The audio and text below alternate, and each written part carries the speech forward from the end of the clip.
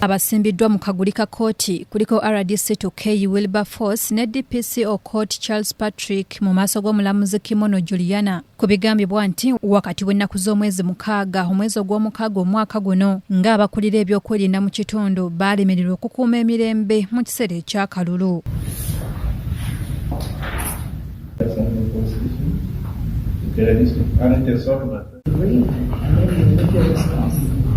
Bano n'abalala abanoonyezebwa baguddwako omusango gwa bulagajjavu. Kigambibwa nti bano baalemererwa okukuuma eddembe ekiseera ekyo era waaliwo okubba ebiwandiiko by'omu ku baali beesimbyewo Omagol David ssaako n'okumukuba.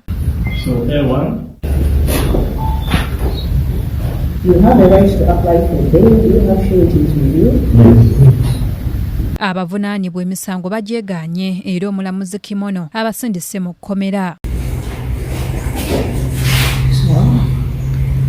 Accused, I informed that you can make your bail application on 26th of July 2023.